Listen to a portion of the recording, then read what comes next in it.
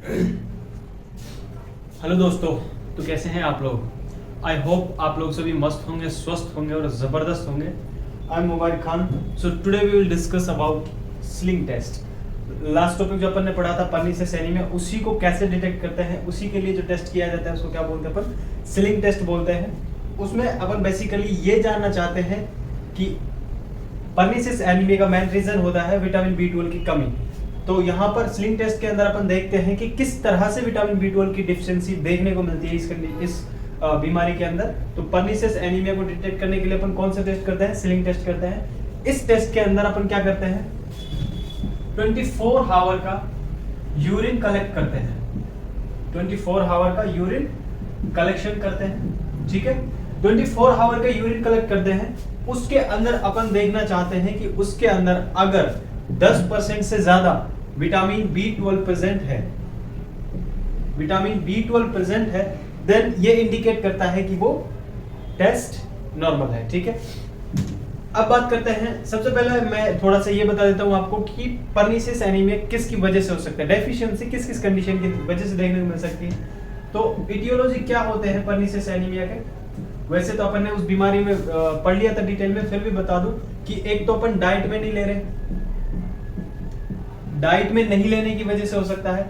दूसरा यहाँ पर इंट्रिंसिक फैक्टर की वजह से हो सकता है, इंट्रिंसिक फैक्टर की प्रॉब्लम हो सकती है। इंट्रिंसिक फैक्टर नहीं आ रहा स्टमक के अंदर से। और थर्ड जो मेन प्रॉब्लम होती है वो होती है इंटेस्टाइन से एब्जॉर्प्शन, मतलब इंटेस्टाइन के अंदर इसका एब्जॉर्प्शन प्रॉपर तरीके से नहीं हो रहा है। ये तीन मेन कारण हो सकते हैं जिसकी वजह से इसकी डेफिशिएंसी देखने को मिलती है। अब बात करते हैं अपन इसको कैसे पता लगाएंगे कि किस वाली बीमारी है।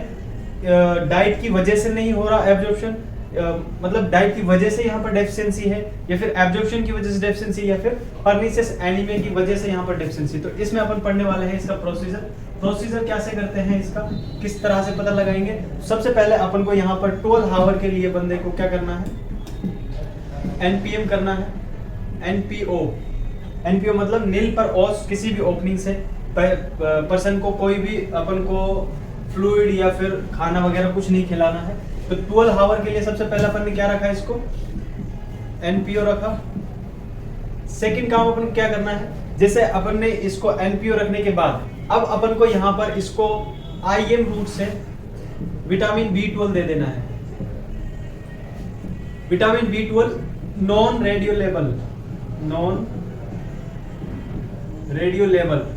लेवल का मतलब है कि हमें पता नहीं है उसका अमाउंट हमने कितना दिया है। हमने मतलब बाल्टी भर के उसको दे दिया, मतलब काफी अमाउंट में हमने उसको दे दिया। इतना हमने उसको दे दिया कि वो जाकर विटामिन B12 जाकर किस में स्टोर हो जाएगा, लिवर के अंदर। और लिवर के अंदर जितना भी स्टोरेज होता है विटामिन B12 का, वो जाकर वहां पर एब्जॉर्ब हो जाएगा और इसके अंदर इसका स्टोरेज जो है वो फुल हो जाएगा। तो ये स्टोरेज किसका फुल हो गया, लिवर का। अब लिवर के अंदर बिल्कुल भी जगह नहीं है, तो सबसे पहले अपन ने क्या काम किया, इसको एनपीओ रखा। देन अपन ने आईएम रूट से इसको क्या दे दिया, विटामिन B12 दे दिया। अब लिवर के अंदर कोई जगह नहीं है। देन अपन को क्या करना है, अब इसके 1 आवर के बाद में हमें इसको ओरली विटामिन B12 देना है, ओरली विटामिन B12 देना है। लेकिन ये जो विटामिन B12 होगा ये रेडियो लेवल होगा।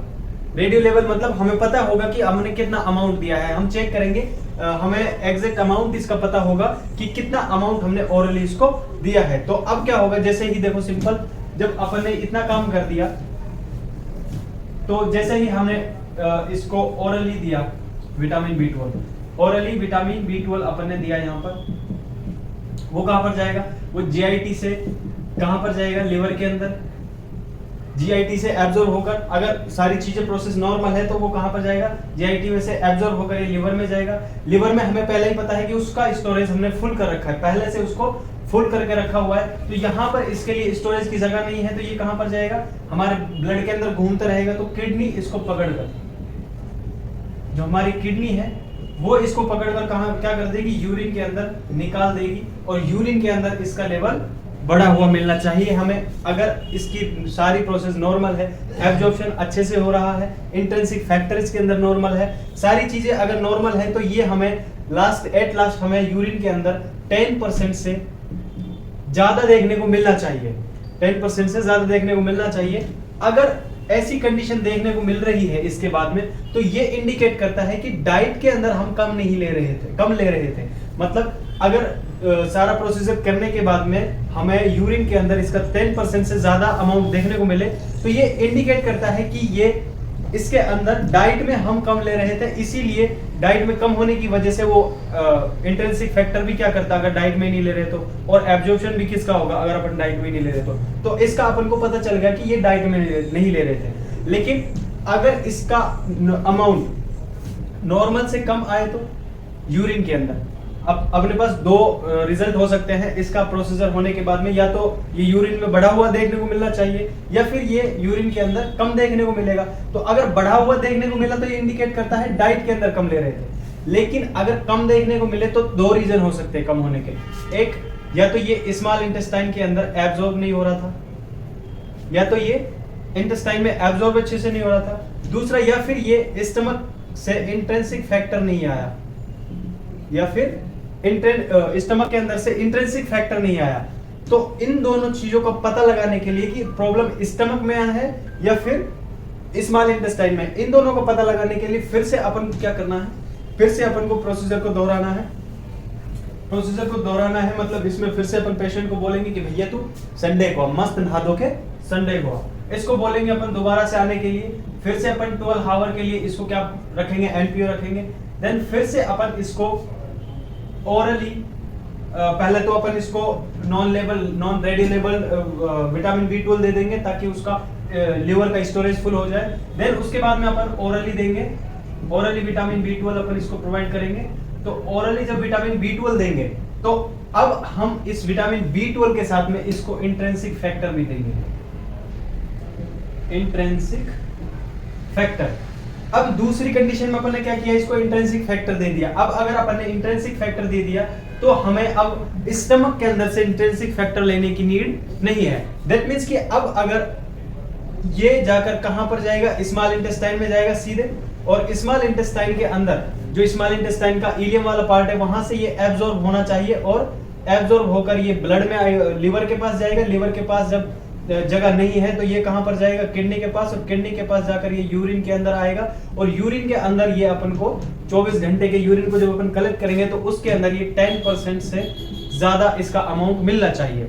अगर ये चीज मिल रही है तो ये इंडिकेट करता है कि इस पेशेंट के अंदर इंट्रिंसिक फैक्टर की कमी थी। क्यों?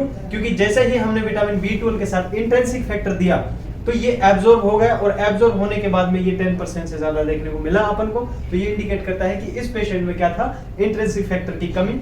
और अगर इतना करने के बाद भी ये एब्जॉर्ब नहीं होता है और इसका अमाउंट 10% से कम देखने को मिलता है, तो इस कंडीशन में ये क्या इंडिकेट करेगा, ये इंडिकेट करेगा कि विटामिन B12 डाइट में भी ठीक है, इंट्रिंसिक फैक्टर दे दिया तब भी नहीं हो रहा है एब्जॉर्ब। दैट मींस कि इंट्रिंसिक फैक्टर की भी कोई कमी नहीं है। तो ये इंडिकेट करेगा कि इसके अंदर क्या था, ये स्मॉल इंटेस्टाइन के अंदर एब्जॉर्ब नहीं हो रहा, मतलब यहाँ पर स्मॉल इंटेस्टाइन के अंदर कोई प्रॉब्लम है। तो ये इंडिकेट करता है स्मॉल इंटेस्टाइन की प्रॉब्लम को। तो मतलब इस कंडीशन में क्या है, एब्जॉर्प्शन की प्रॉब्लम है। इस तरह से अपन डिटेक्ट करते हैं कि कहां पर किस तरह से विटामिन B12 की कमी हो रही है, कौन सा रीजन है विटामिन B12 की कमी के पीछे, और इस तरह से अपन पता लगा सकते हैं पर्नीशियस एनीमिया के कॉजेस को। ठीक है, पर्नीशियस एनीमिया के कॉजेस को, ये जो बेल आइकन में आपको दिख रही है लिंक, इसको आप क्लिक करके पर्नीशियस एनीमिया को पूरा पढ़ सकते हैं। वहां पर पूरा डिटेल में समझा चुका हूं मैं। सो आज के लिए इतना ही, मिलते हैं किसी नए वीडियो में, तब तक के लिए bye bye, thank you, good night.